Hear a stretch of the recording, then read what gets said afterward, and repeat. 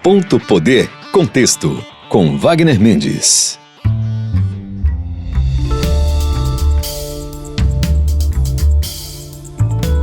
Estamos começando mais um Ponto Poder Contexto na sua Verdinha FM 92.5. Você também nos acompanha nas plataformas de áudio. Eu sou Wagner Mendes e hoje nós temos uma entrevista com o prefeito de Maranguape, Átila Câmara, do PSB. A gente também vai falar sobre as medidas enviadas pelo governador Eumano de Freitas à Assembleia Legislativa sobre segurança pública e, claro, as últimas do Parlamento cearense. Para começar o nosso programa, a gente já recebe o prefeito de Maranguape, Átila Câmara. Seja muito bem-vindo, prefeito, ao Ponto Poder Contexto. Wagner, ouvintes da Verdinha, é um prazer estar falando com vocês. Grande abraço. Prefeito, o senhor está no segundo mandato, né, no município, foi reeleito aí no ano passado para mais 4 anos à frente da gestão de Maranguape. A gente queria saber como é que está esses primeiros 100 dias, né, que se aproximam agora nesse mês. O que é que o senhor pode falar de ações, né, que o senhor entregou nesse período e como é que está a agenda, né, de entregas, as prioridades aí que o senhor tem administrado nesses primeiros 100 dias do segundo mandato?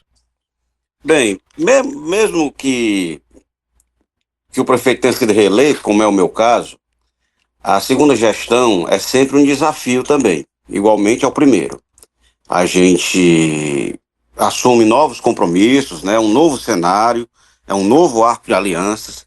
Então, esses primeiros 100 dias tem sido de muito trabalho, né, onde a gente procurou, obviamente, dar continuidade àquilo que vinha sendo bem empregado, e o fato de eu ter sido reeleito não quer dizer que nada merecesse ajuste, né? Então, a gente iniciou fazendo uma reforma administrativa, onde algumas unidades administrativas foram criadas, né, com foco na segurança pública, também uma Secretaria da Mulher, uma Secretaria de Desenvolvimento Econômico e a Secretaria de Governo, para ajudar a acelerar as ações, né? Iniciamos também um planejamento estratégico para definir com clareza o que é que nós queremos para esses 4 anos e também demos continuidade a obras importantes, já fizemos alguma entrega de praças, pavimentações, demos continuidade à obra de 4 areninhas e uma obra importantíssima que está sendo realizada aqui em Maranguape, que é o polo industrial. O polo que vai, de fato, garantir uma expansão econômica e industrial para a cidade. Destaco também a realização do pré-carnaval, né, que foi o maior da história. O pré-carnaval é possivelmente a maior festa da cidade, foi realizada no início desse ano, com grandes artistas, gerando renda também para a população. E continuamos com mutirões de catarata, assinei também um termo de cooperação com a UES, para permitir que os alunos de medicina e das áreas de ciências de saúde da UES que estejam se formando possam estagiar aqui nas unidades hospitalares do município. E também assinei com o governador Eumano de Freitas o Garantia Safra, que vai permitir que o município integre um seguro para os agricultores caso haja perda de safra nesse ano, ou por chuva, ou por excesso de chuva, ou por falta de chuva. E também nós tivemos uma reunião com o governador Eumano, onde pactuamos as principais parcerias com o governo do estado para os próximos anos, dentre as quais se destacam a continuidade do polo industrial e também a construção do Hospital do Interior, que é uma unidade de pronto atendimento que vai funcionar para atender a 8 distritos mais distantes da sede. Isso aqui é o resumo que eu faço desse início de mandato, que com certeza é bastante promissor para nós e para a cidade. Claro, prefeito, a gente fala muito da questão de geração de emprego, né, e o interior do Ceará tem muito essa questão. Maranguape está aqui na Grande Fortaleza. Queria saber como que o senhor pudesse falar um pouquinho mais desse polo industrial, por conta dessa necessidade da geração de empregos cada vez mais presente dos municípios do Ceará. Esse polo industrial, ele tem a capacidade de gerar quantos empregos? Como é que está aí a expectativa disso? Bem, Maranguape é uma cidade que tem hoje a sua economia baseada principalmente no comércio e no serviço. A área industrial vem logo em seguida e, pensando nisso, a gente imaginou uma expansão industrial, porque a indústria, de fato, é também um vetor de geração de emprego muito forte.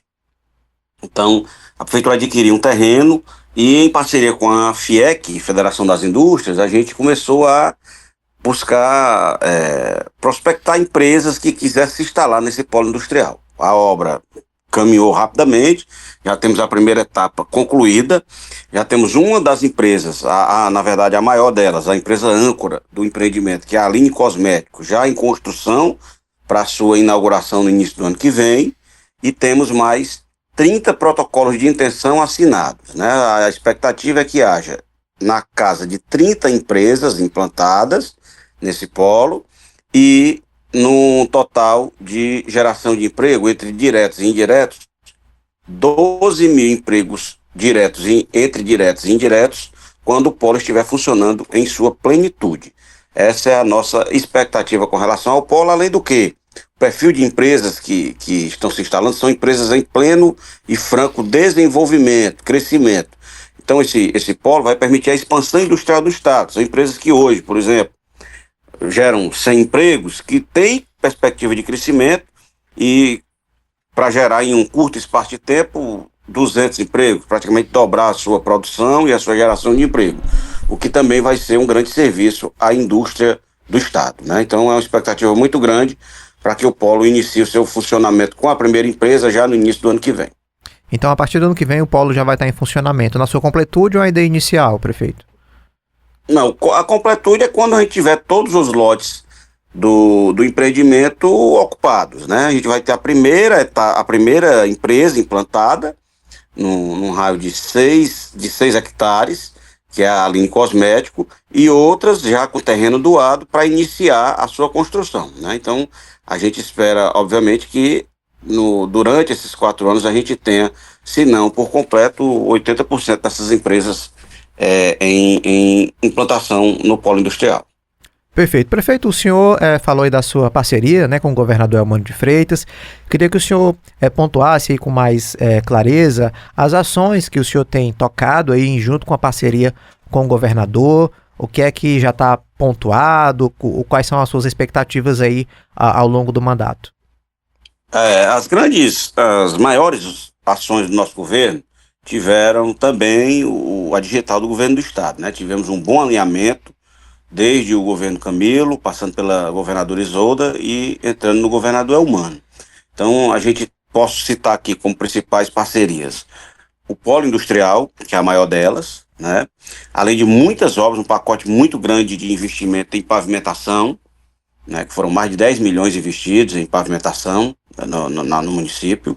E agora, recentemente, nós tivemos o início de uma escola nova, uma escola de tempo integral nova, né, na cidade, né, que é o Novo Caique, uma escola de ensino médio, né? Além disso, o município hoje tem 14 cozinhas comunitárias, através do programa Ceará Sem Fome, ou seja, são 1.400 pessoas alimentadas diariamente, né, com comida fresca, comida bem feita, né, no interior do município de Maranguape. E agora, por último, a gente pactuou, além de obras de infraestrutura, a gente pactuou também uma realização importante, que é o Hospital do Interior, uma obra de cerca de 6 milhões de reais, que vai ser uma parceria do governo do Estado com a Prefeitura. E também a gente já tem pactuado com o governo do Estado mais 2 creches, 2 centros de educação infantil e um CRAS no Novo Maranguape, né, através do programa ProAres, que o município assinou há pouco tempo, né? Então,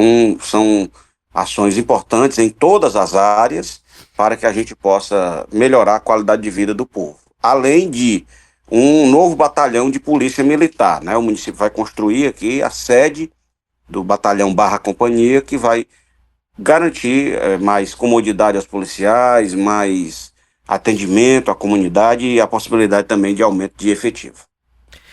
Prefeito, o senhor falou aí da questão do batalhão, né, da Polícia Militar. A gente sabe que é um desafio aí para o estado do Ceará, aliás, para o Brasil, né? Mas os prefeitos também têm uma preocupação em relação a isso. Como é que está o município sobre esse assunto aí da segurança? É sempre um desafio e o município às vezes não tem tanta autonomia assim para lidar com esse assunto, mas as prefeituras elas podem fazer alguma coisa, né, para colaborar, para contribuir. Como é que está em relação à segurança aí no município de Maranguape? Bem, a segurança pública é um desafio de qualquer cidade metropolitana, como é o caso de Maranguape. A gente praticamente repete, né, o mesmo cenário das capitais, né? Então, o que acontece em Fortaleza normalmente se replica em Maranguape, principalmente nos bairros, né? Obviamente que o cenário da segurança pública é desafiador, mas os investimentos que o governo do estado vem fazendo já podem ser sentidos. Agora mesmo em março a gente teve uma redução muito grande comparada ao março do ano passado. Houve uma redução de CVLI, né, que é aquele crime mais grave, né, de muitas vezes medido pelos homicídios. Então a gente já teve uma redução, já há um impacto, né, no aumento de efetivo, no aumento de gratificação por produtividade, também por aumento de efetivo. Obviamente, repito, é ainda um momento desafiador, porque a gente enfrenta hoje um cenário muito sério de briga entre facções criminosas, né, o que de fato aterroriza de alguma forma a população, e isso se impacta nos números. Mas estamos trabalhando muito em parceria com o governo do estado, inclusive através do Previl, que é um programa de prevenção à violência. Hoje mesmo eu participei de uma qualificação com profissionais aqui na cidade, e eu tenho esperança de que esses investimentos que o governo do estado vem fazendo vão se fazer sentir pela população, para que a gente tenha um estado mais seguro e, no nosso caso aqui, uma cidade mais pacífica.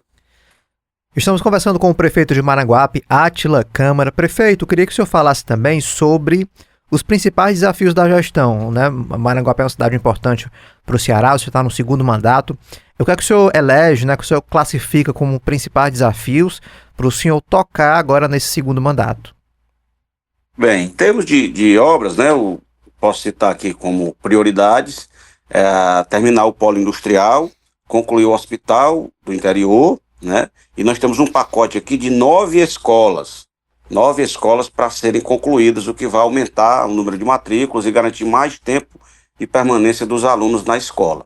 E na prestação de serviços, a gente tem um desafio muito grande com relação à saúde. A saúde sempre é o item mais citado pela população, né, no seu clamor por um serviço melhor. Então a gente tem procurado ampliar os serviços de atenção básica, óbvio, empregando mais recursos, né, melhorando os processos e principalmente garantindo melhor atendimento. Quando a população reclama de saúde em geral, ela se queixa muitas vezes de atendimento. Porque o município tem uma rede robusta, tem profissionais, e de fato o que é necessário mesmo é a gente investir no bom atendimento, e nós estamos fazendo isso, não só com recursos financeiros, mas com esforço mesmo, para garantir que o povo de Maranguape seja bem atendido, tanto na atenção primária quanto na atenção secundária, e essas são as principais prioridades que a gente elenca nesse momento, além, obviamente, da geração de emprego, que a gente espera que se dê através do polo industrial, de um investimento em turismo e também na agricultura da cidade. Prefeito, o senhor vê alguma diferença ali concreta entre os 100 primeiros dias do primeiro mandato e esses 100 primeiros dias do segundo mandato, inclusive até do ponto de vista pessoal mesmo, né, da experiência, de como saber lidar e enfrentar os problemas de uma cidade? Não tenho dúvida, Wagner. Os desafios são muito grandes, né? E eu diria até que eu talvez tenha trabalhado mais nos 100 anos, dos 100 dias do segundo mandato do que nos 100 dias do primeiro. Uhum. Porém, há uma diferença muito grande, porque você assume no segundo mandato, você assume o governo de você mesmo, né? Você mesmo passa o bastão e recebe também. Então você já entra com muito mais ciência do que precisa ser feito, de como está a máquina administrativa. Os primeiros 100 dias da primeira gestão são muito mais desafiadores, muito mais difíceis, porque você, de fato, entra sem saber muito o que vai encontrar, né? Então, eu diria que nesse segundo mandato trabalhei e estou trabalhando mais, mas também o nível de dificuldade encontrada é bem menor. Prefeito, fazer aqui uma pergunta aqui que todo mundo quer saber, geralmente dos prefeitos, né? Tem alguma previsão de concurso público no município? O senhor está planejando alguma coisa para os próximos anos ou não?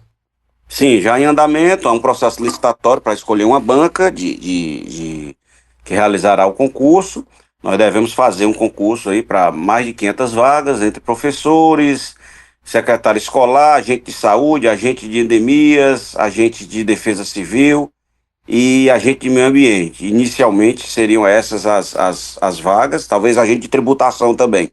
Seriam as vagas e durante todo o ano de 2025 o concurso vai acontecer. Então, a previsão aí é para esse ano, né? Para esse ano ainda. Prefeito, falar aqui mudar aqui um pouquinho para a política, né? Aproveitar que o senhor está aqui, perguntar um pouquinho sobre política. O senhor que é do PSB, e aí o PSB é um dos principais aliados aí do governador Eumano de Freitas. A gente tem falado muito aqui no programa e também no Ponto Poder, no Diário do Nordeste, sobre a questão das vagas do Senado, né? O seu partido aí tem o Cid Gomes, né? Com a vaga aí, diz que não vai ser mais, que está indicando aí o Júnior Mano. Queria saber o que é que o senhor avalia desse cenário do Senado. O senhor acha que tem que ser o Júnior Mano mesmo? Ou outro nome pode contemplar mais a questão dos prefeitos, da base aliada? Não, eu defendo com clareza, assim como o presidente do partido, eu sigo a orientação do presidente do partido, doutor Eudoro, de que o nosso candidato, eu acho que o PSB deve ter uma vaga no Senado e que o senador deve ser o senador Cid. Né, eu acho que essa fatura não está liquidada, a gente precisa ainda passar por essa discussão e convencer o senador Cid a concorrer, porque, primeiro, ele é senador, tem direito à reeleição. Segundo, eu acho que ele honra o estado do Ceará com seu mandato e fortalece a chapa. Né? Obviamente, nós defendemos a reeleição do governador Eumano, e a presença do senador Cid na chapa, ela vai dar substância a essa chapa, vai validar ainda mais esse projeto, que tem tido sucesso no estado. Então, eu defendo intransigentemente que haja a candidatura do senador Cid Gomes. O senhor acha que vai haver um movimento dentro do partido nesse sentido, de tentar convencê-lo, prefeito? Eu acho que sim, porque qualquer outra medida não vai haver unanimidade dentro do partido, né? Então, acho que vai haver, sem dúvida alguma, um clamor dentro do grupo e no próprio estado, porque o senador Cid é uma grande liderança, né? Ele foi governador do estado, é de fato o precursor desse momento que o Ceará vive, e eu acho que a gente não pode abrir mão do senador Cid no estado, e nós, como grupo do governador Eumano, não devemos abrir mão da sua candidatura ao Senado. Então, por isso, eu acredito que vai haver, no que depender de mim, certamente vai haver esse movimento para convencê-lo de que ele deve ser candidato a senador. Prefeito, e sobre o senhor foi reeleito, né? O senhor é jovem ainda, tem um longo futuro político pela frente. O senhor foi reeleito prefeito, naturalmente não vai poder ser prefeito, pelo menos para um novo mandato em sequência, né? Os seus planos aí pessoais, né? Do ponto de vista político, né? De grupo aí, o senhor pretende ser deputado ou senador? Como é que tá aí as suas pretensões aí para frente?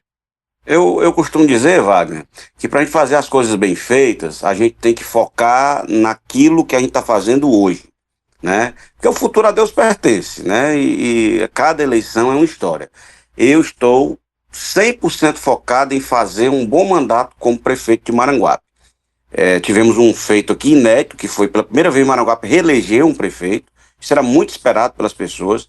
Recebi quase 74% dos votos válidos de confiança, ou seja, isso é muita coisa, é muita expectativa depositada, né, no meu nome e no projeto que eu lidero. Então é uma responsabilidade muito grande. Eu não tenho nem o direito de colocar algum outro projeto nesse momento em questão. Então está descartada, primeiro, a minha saída durante o mandato, né, para algum cargo. Eu vou cumprir o meu mandato durante os 4 anos, conforme eu prometi à população. E, obviamente, depois disso, quando terminar 2028, aí tem muita água para rolar, né? Eu não tenho condição nem de lhe dizer. O que eu faço é que eu não trabalho, eu não tenho um projeto político para ser candidato a um outro cargo depois, não. Eu trabalho, de fato, para fazer um bom governo, uma boa gestão, e a partir dessa boa gestão, sendo bem avaliada, obviamente, a população é quem vai decidir esses rumos, né? Porque a gente sente, a gente que é político consegue sentir o desejo da população. Mas o meu foco total é em trabalhar para melhorar a vida dos maranguapenses e ser um bom prefeito pelos próximos 4 anos. Perfeito. Prefeito, a gente já está chegando aqui ao fim da nossa entrevista. Queria saber se o senhor quer comentar algo, trazer algum recado para a população do município, ou pontuar, né, alguma ação, alguma questão que o senhor queria falar e que a gente não comentou na entrevista. Não, é só agradecer pela oportunidade, deixar essa palavra de agradecimento ao povo de Maranguape, agradecimento eterno, né, pela honrosa condução na Prefeitura de Maranguape. e continuar o trabalho. Obviamente, imediatamente, que eu posso dizer que a gente está trabalhando, temos esse período de quadra invernosa, onde o que dá para rir dá para chorar, né? A gente tem bons frutos, que é principalmente voltados para a agricultura e para o abastecimento humano, mas também nós temos dissabores com relação às estradas, com relação à mobilidade, e a gente está trabalhando, obviamente, para sanar isso, né, e garantir uma cidade melhor. O que é fato é que todas as nossas ações têm como foco o cidadão e a cidadã maranguapense, e assim a gente vai continuar. Perfeito. Muitíssimo obrigado, prefeito Átila Câmara, que participou aqui do Ponto Poder Contexto para falar um pouquinho sobre os 100 primeiros dias aí do segundo mandato. Até a próxima, prefeito. Até a próxima. Obrigado pela oportunidade, Wagner. Agora a gente vai fazer aqui um rápido intervalo. Na volta vamos falar dos projetos que o governo Elmano enviou para a Assembleia Legislativa, tratando aí de mudanças na estrutura das polícias e o que está por trás de tudo isso. Até já. Olá, eu sou Jéssica Welma e venho te fazer um convite para acompanhar a live do Ponto Poder todas as quintas-feiras no YouTube do Diário do Nordeste. Você que gosta de discutir política, está sempre bem antenado, saiba que a gente tem muita discussão para te oferecer. Sua companhia lá vai ser muito bem-vinda, a gente te espera. Você está ouvindo Ponto Poder Contexto, com Wagner Mendes.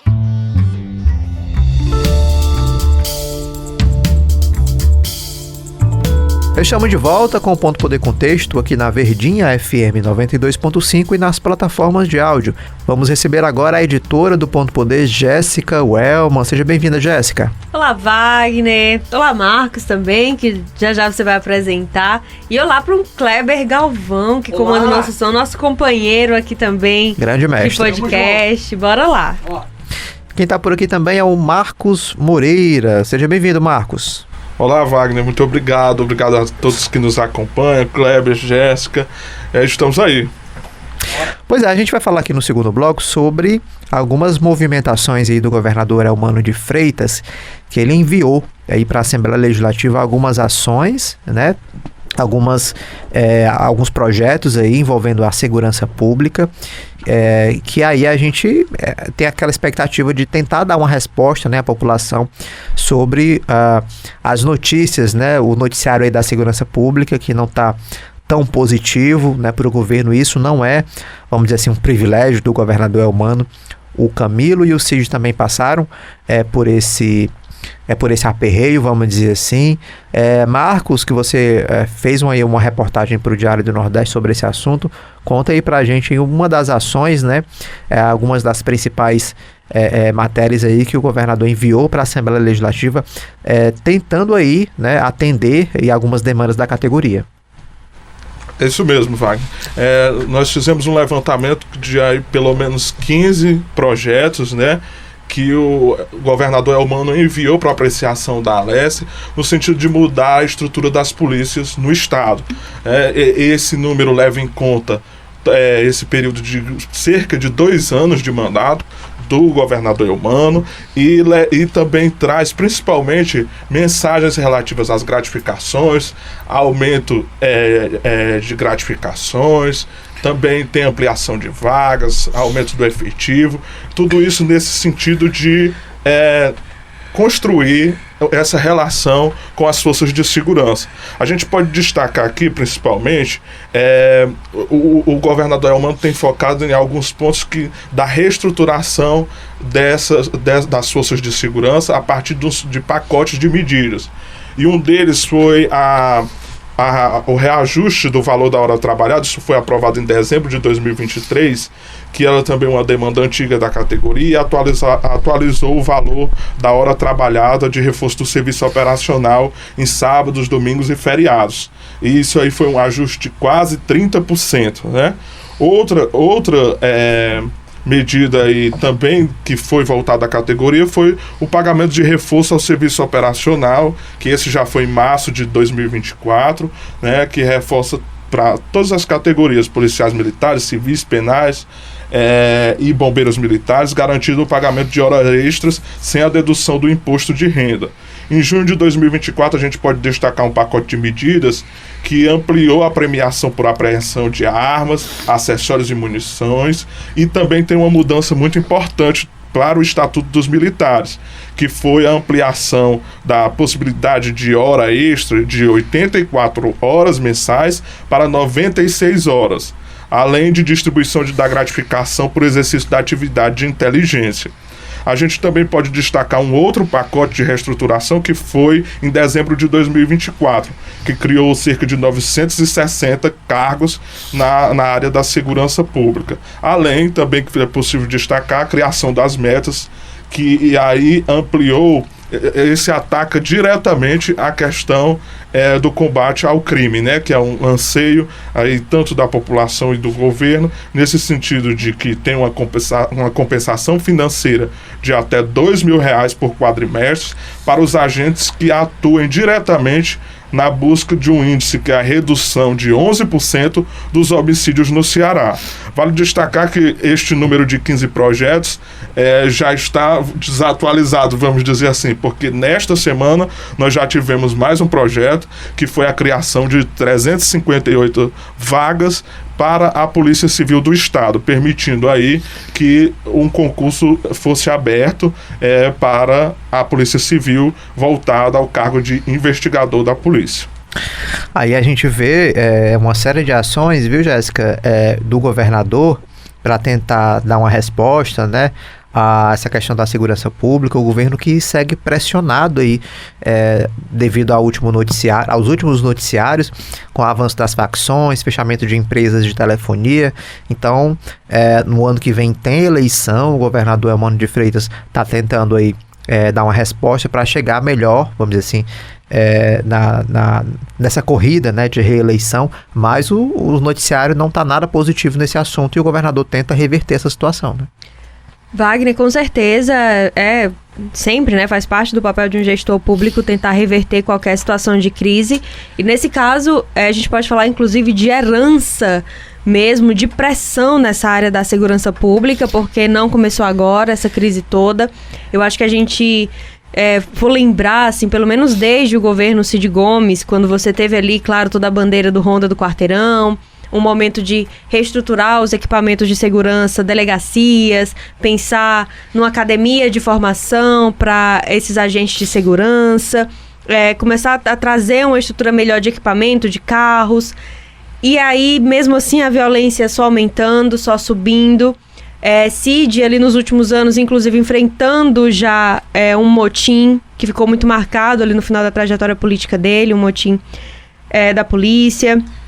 E aí entra Camilo Santana já com essa pressão, que já vinha do governo Cid, um Ronda do Quarteirão que não tinha surtido o efeito que se esperava, a estrutura que ainda não estava dando a resposta como esperado, e aí Camilo investe também, assim, eu acho que como grandes marcos, né, mantém esse aspecto da reestruturação, de convocar novos policiais e pensar em investir em inteligência, mas também leva um policiamento mais ostensivo para o interior. Acho que isso fica muito marcado na política de segurança pública também, na gestão do Camilo, que era você ter o raio no interior. Então aquela polícia que no CID via sendo uma polícia mais amiga da comunidade ali no dia a dia, ela já ganha um outro aspecto mais de uma polícia que tá ali pronta para defender a qualquer custo, assim, num aspecto bem mais ostensivo mesmo, né? A gente conhece como a imagem mesmo dessas polícias, elas são diferentes, né? Entre um Ronda do Quarteirão, daquele policial no carro, e os policiais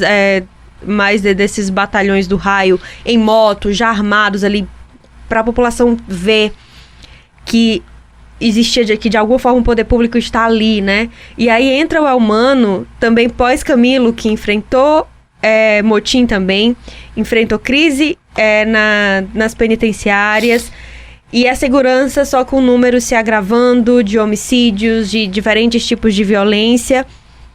E agora na gestão Eumano com mais pressão, com essa configuração das facções criminosas que ameaça o governo, inclusive em pontos muito sensíveis da gestão pública, não só nessa violência dos números de homicídio e tudo, ela enfrenta muito mais o governo em outros pilares, inclusive nesse comando territorial e tudo, e traz muitos desafios. Então, o Elmano precisa dar uma resposta que é muito cara, porque ele tem que dar uma resposta que não é só por ele, mas por uma política de segurança que há muitos anos não consegue dar uma resposta para a população.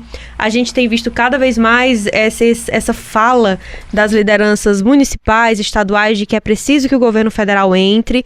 A gente viu Lula recentemente tentando mudar um pouco esse discurso, o Elmano também, eu acho que a gente pode falar disso um pouquinho mais para frente, mas é um custo muito alto, uma conta que não fecha e que, na verdade, ela só se torna cada vez mais, assim, distante do que a população precisa. Pois é, o Lula falou aí na PEC da segurança pública, mas o texto, nem o texto está pronto ainda, né? Nem saiu ainda do Palácio do Planalto para chegar no Congresso e começar essa discussão. Mas, Marcos, você ouviu também parlamentares, né? Do Ceará, da base da oposição aqui da Assembleia, que comentaram esses projetos, o teor desses projetos que foram enviados aí pelo governador, né? Isso mesmo, um dos que nós ouvimos foi o deputado estadual Guilherme Sampaio, do PT, que é o líder do governo Elmano na Assembleia Legislativa.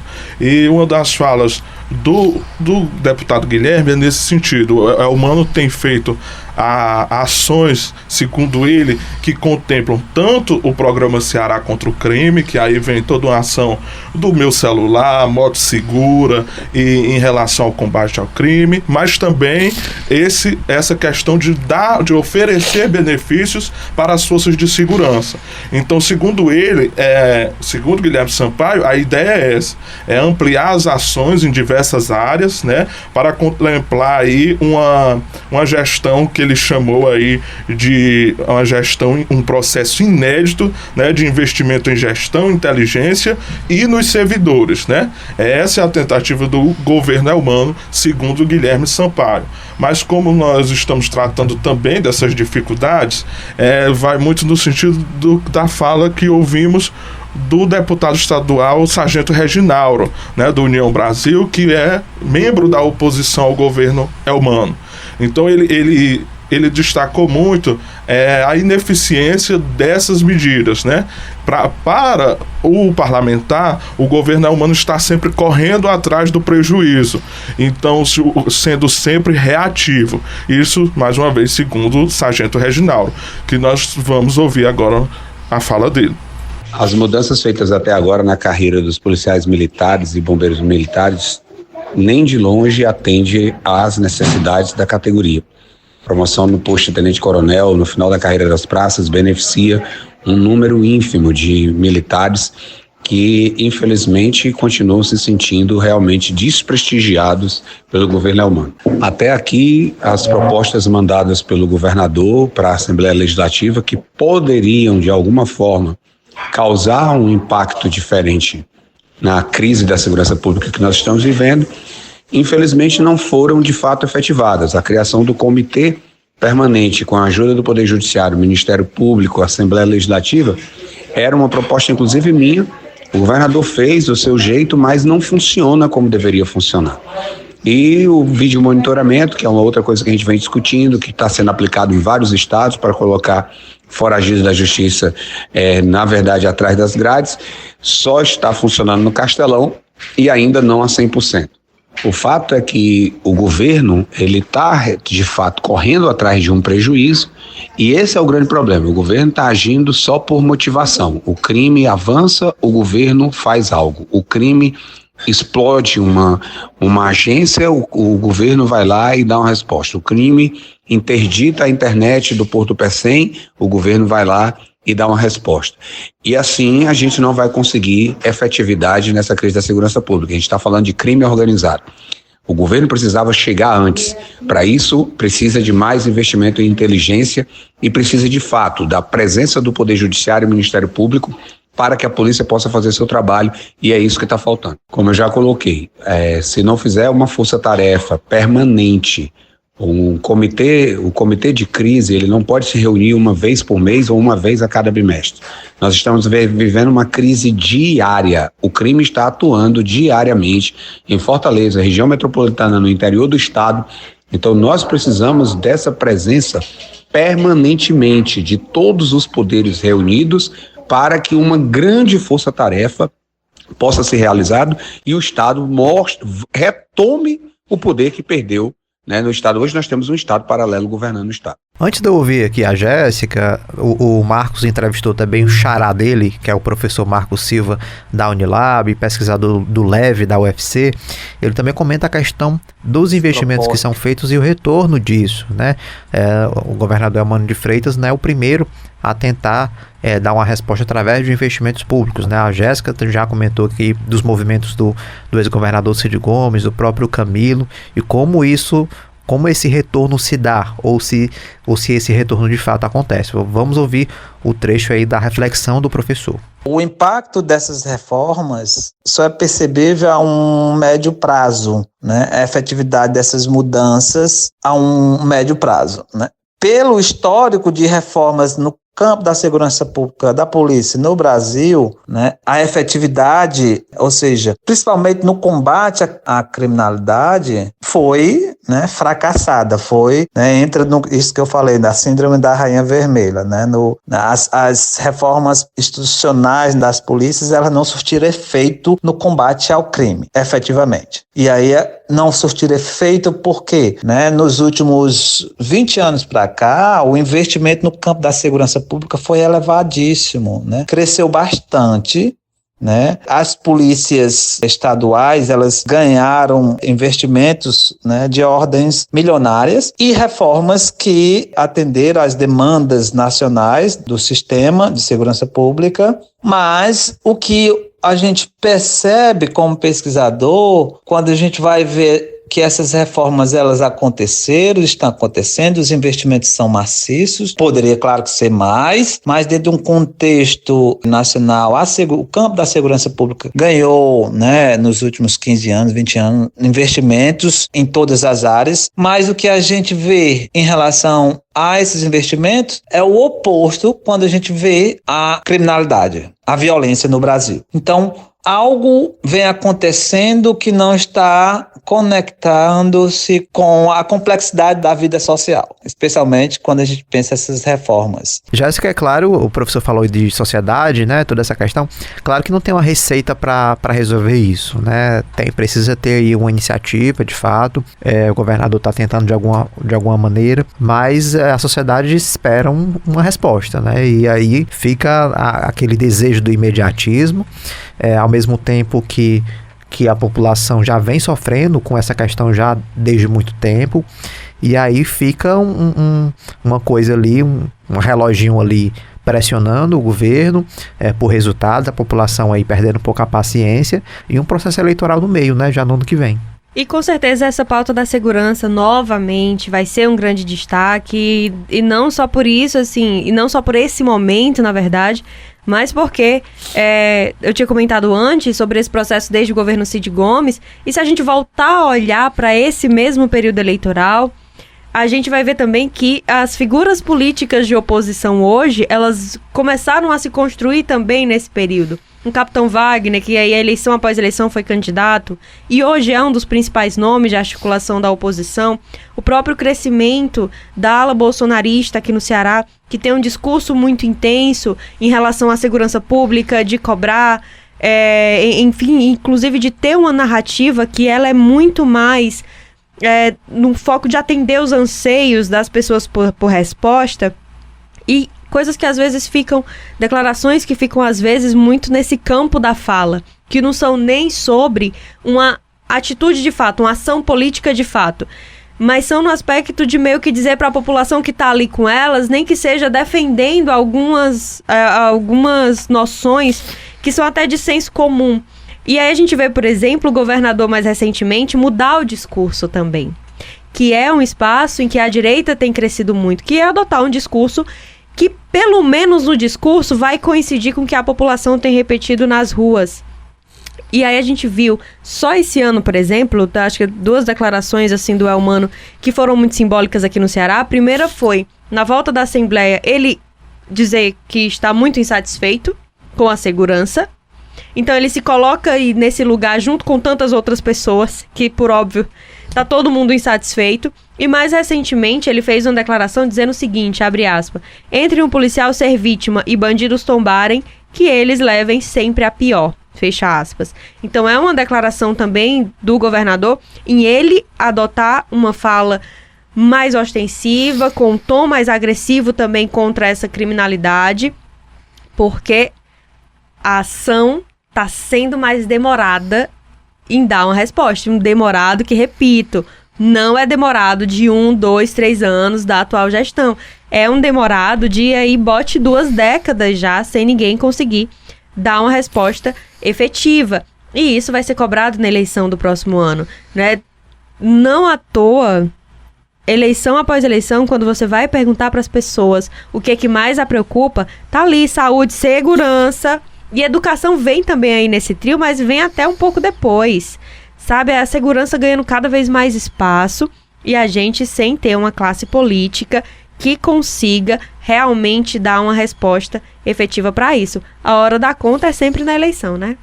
E Jéssica, assim, e não é uma questão que não foi resolvido aí há muito tempo, mas são questões que vêm sendo aprofundadas, né? A gente está tendo aí uma questão de empresas sendo fechadas por conta da questão das facções, né, envolvendo as operadoras de telefonia. Então, é um cenário que vem se agravando, né, ao longo desse processo. Quando o Estado perde a mão, que é inclusive não só, por exemplo, no aspecto da violência física que atinge as pessoas, dos índices de homicídio, dos índices de roubo, de assalto, começa a permear outros âmbitos da vida social. E aí é quando fica mais complexo para o governo conseguir dar uma resposta, porque não se trata mais só de ter um policial na rua, se trata inclusive de como a população está percebendo a presença dessa criminalidade no dia a dia dela, sabe? A gente está numa situação muito complexa, claro, o governo está tentando dar respostas, aí o Marcos trouxe uma lista de propostas que já foram aprovadas pelo governador e acabou de lançar mais concurso para policial, investindo em inteligência. Assim, a gente vê que, de certa forma, há uma entrada naquilo que hoje se espera que sejam saídas. Ter a gente na rua, ter uma inteligência que funcione, mas é isso. A gente vai seguir cobrando aqui até que a resposta seja materializada de uma forma mais eficiente, né, na vida das pessoas. Então é isso, o nosso bloco está se encerrando. Muito obrigado, Jéssica, obrigado, Marcos, pela participação aqui, pela contribuição. Sempre um prazer. Tá bem, uma honra, abraço. A gente vai fazer aqui um intervalo, na volta teremos o quadro O que Vi no Legislativo, com o nosso repórter Bruno Leite. Voltamos já. Olá, eu sou Jéssica Welma e venho te fazer um convite para acompanhar a live do Ponto Poder todas as quintas-feiras no YouTube do Diário do Nordeste. Você que gosta de discutir política, está sempre bem antenado, saiba que a gente tem muita discussão para te oferecer. Sua companhia lá vai ser muito bem-vinda, a gente te espera. Você está ouvindo Ponto Poder Contexto com Wagner Mendes.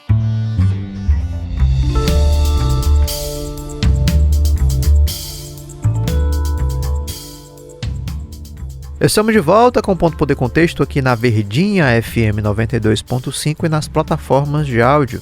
Vamos receber aqui o repórter Bruno Leite. Seja bem-vindo, Bruno. E aí, Wagner, tudo bem? Estamos à disposição. Bora lá. E aí a gente vai pro quadro O que Vi no Legislativo. Essa semana foi movimentada.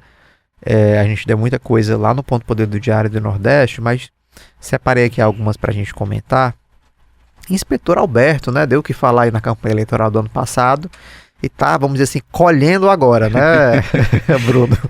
Wagner, a gente tem pelo menos 2 episódios que chamaram a atenção cometidos pelo Inspetor Alberto ali durante o período eleitoral. Inclusive o Capitão Wagner veio na live do Ponto Poder e até disse que a derrota eleitoral do André seria também um fator determinado por conta desses atos do Inspetor Alberto. E aí agora esses atos começam a repercutir, né, com as decisões, enfim, finalização de inquérito. Só para quem não conhece, que o Inspetor Alberto ele é vereador de Fortaleza. Sim, pelo PL. Exatamente. Aliado do André Fernandes também, enfim. A gente também, se a gente for buscar o calhamaço, aí tem outras situações envolvendo até o próprio presidente Lula, o Ciro Gomes, né, de anos anteriores. E aí no ano passado o Inspetor Alberto gravou 2 vídeos que pelo menos repercutiram muito nas redes sociais e trouxeram problemas para ele. tanto por conta de representações que foram ingressadas na Câmara Municipal contra ele, né, pedindo a cassação, quanto também de situações envolvendo a polícia, investigações policiais. Uma é aquela de um vídeo que ele gravou com um porco, ele puxa o porco pelas orelhas e diz que o porco vai para a panela, fazendo a referência ao Evandro Leitão, né, leitão, porco, enfim, suíno. E isso fez com que ele fosse parar na delegacia de proteção animal, ele foi ouvido na época e tudo mais, e isso gerou aí um inquérito, e esse inquérito, enfim, houve uma perícia, ele foi multado inclusive pela SEMASSE na época, e esse inquérito produziu recentemente o indiciamento dele. A Polícia Civil informou isso pra gente, né, através da Secretaria SSPDS, e houve indiciamento dele por maus tratos animais e também por conta de injúria eleitoral, né. Isso a gente procurou, o inspetor Alberto, na verdade procurou a defesa dele durante essa semana. A defesa falou que ainda não teve ciência de forma oficial, de maneira formal, sobre esse inquérito, sobre esse indiciamento, mas que ele tinha sido ouvido tanto pela Polícia Federal quanto pela Polícia Civil e que eles aguardavam aí esses desdobramentos, e que o inspetor Alberto, ao ser ouvido pelas autoridades policiais, disse que não teve intenção de maltratar desse animal, desse porco, que ele faz essa menção. Mas para além disso, Wagner, o outro episódio... Mas assim, antes de mudar para outro episódio, Bruno, assim, tá claro a cena de maus tratos ao animal. Ele pega e puxa o porco pelas orelhas. As imagens foram, né? Não sei qual é o termo específico. As imagens foram repercutidas aí, compartilhadas durante o processo eleitoral. Entidades animais se posicionaram. Exatamente, então fica muito claro os maus tratos, né? Se ele puxa o porco pelas orelhas, se ele arrasta o porco pelas orelhas, é claro que há você tá ali prejudicando o animal de alguma maneira, ele tá sentindo dor, né? Ali tem um maltrato claro, né? Uhum.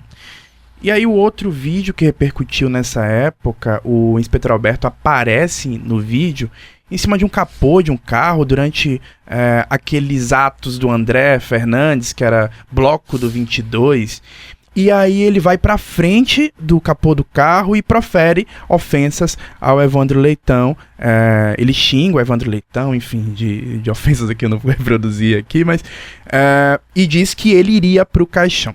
A gente conversou diretamente com o inspetor Alberto na época, ele falou que pode ter se enganado, que na verdade ele não queria falar caixão, que era prepara teu carvão, enfim, ainda fazendo referência ao animal, a essa coisa do leitão, enfim. E isso rendeu um TCO, que é um procedimento lavrado pela polícia, pela autoridade policial, nesse caso foi a Polícia Civil, que é para crimes considerados de menor potencial ofensivo. Na época, o Evandro Leitão chegou a ingressar com um boletim de ocorrência, a gente acompanhou esse caso, está no Diário do Nordeste, caso quem está escutando queira dar uma olhada. Registrou esse TCO, comunicaram para a gente isso em novembro do ano passado, foi o segundo DP que lavrou esse TCO. Esse TCO foi para a Justiça Comum, para a Justiça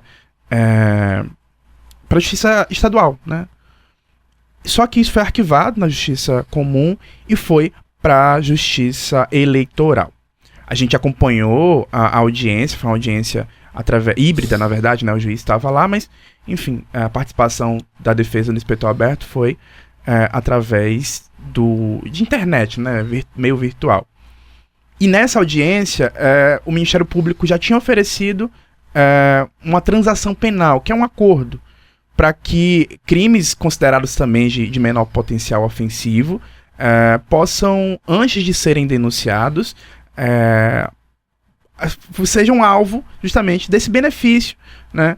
Segundo o juiz, a gente deu uma olhada no processo e também conversou com o juiz lá, do 93ª Zona Eleitoral. Ele considerou que era um crime de pena de até 6 meses. Então, ele acatou a possibilidade desse acordo do Ministério Público Eleitoral, o inspetor Alberto aceitou e ele vai ter que pagar cerca de R$ 7.590, que são 5 salários mínimos. A pena foi essa. Com valor atualizado, né, esse valor do salário mínimo deste ano, de 2025, dá algo em torno de R$ 7.950, que é um valor que vai ser direcionado para a Santa Casa de Misericórdia, daqui de Fortaleza, segundo informou o Ministério Público para a gente do Diário do Nordeste. Pois é, aí quem acaba falando demais acaba sofrendo aí as consequências, né? Já tem aí o caso emblemático de Ciro Gomes, né? Perdendo apartamento, Sim. perdendo renda por conta de ações aí que o pessoal aí entra na justiça contra ele por conta aí das falas aí, vamos dizer assim, polêmicas, né? Do ex-governador. Mas, enfim, é um caso aí do inspetor Alberto, a gente vai acompanhar, naturalmente. E a gente vai acompanhar também, Wagner, esse caso, como é que ele vai se desdobrar na comissão, né, no Conselho de Ética da Câmara Municipal, que foi, ele foi formalizado agora, né, o professor Enilson, o vereador professor Enilson é o presidente do colegiado, o Luciano Girão é o vice-presidente, a Câmara ainda não liberou pra gente, não disse quais são as representações que foram ingressadas nesse período. A gente ainda não tem essa transparência da Câmara Municipal, mas isso foi publicizado, né? De que o inspetor Alberto foi alvo de pelo menos 2 representações ingressadas ainda no ano passado por conta de atitudes durante a campanha eleitoral. Então é isso, novidades que tiver envolvendo aí o inspetor Alberto e esses processos a gente vai trazer por aqui. Agora, Bruno, um outro fato aí que a gente também acompanhou nessa semana a gente já tinha publicado aí essa matéria sobre o benefício, né, que os deputados estaduais receberam, que é um auxílio saúde de R$ 5.200. Além do salário, né? Além do salário. Só que é o seguinte, não é um benefício automático, né? O deputado ou a deputada, ele por livre e espontânea vontade vai lá, faz a solicitação formal à mesa diretora da Assembleia Legislativa. Mas já tem um contingente aí bem interessante, né? De deputados que aderiram a esse benefício do auxílio saúde, né, Bruno? A maioria, viu, Wagner? São 46 beneficiários. No caso, os deputados.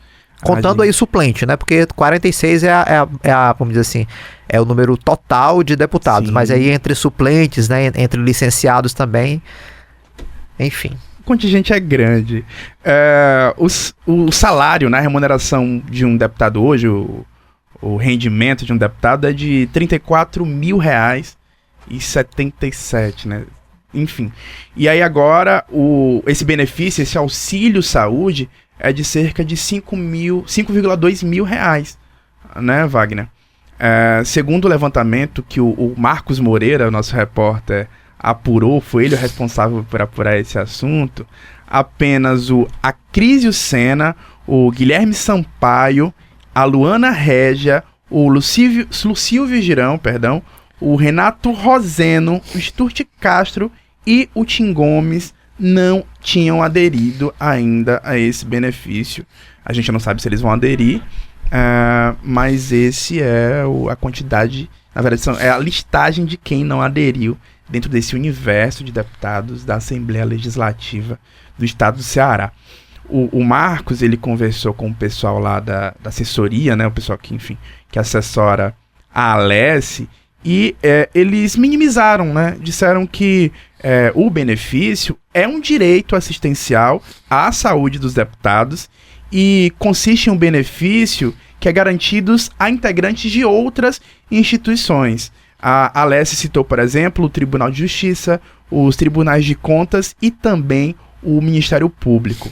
A Alesse ainda disse, né, abre aspas, a Alesse, assim, busca isonomia de direitos em relação aos outros poderes.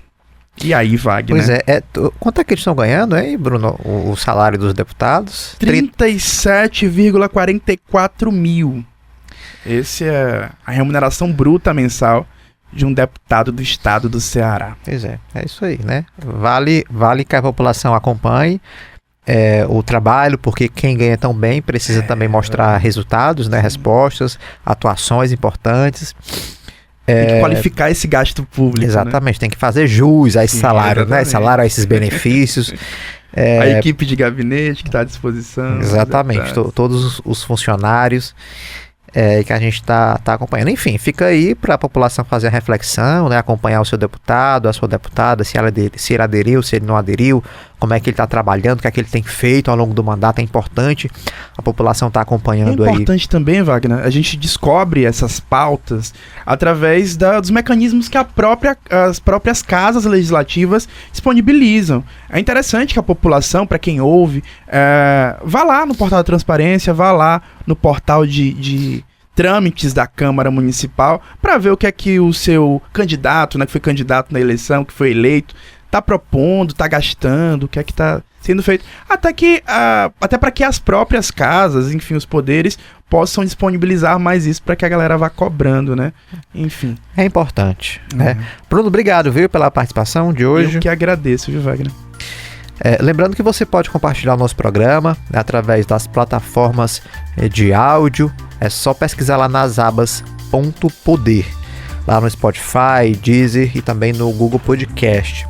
Apresentação e produção Wagner Mendes, áudio e sonoplastia Kleber Galvão, apoio técnico Samuel Macedo. Até o próximo sábado.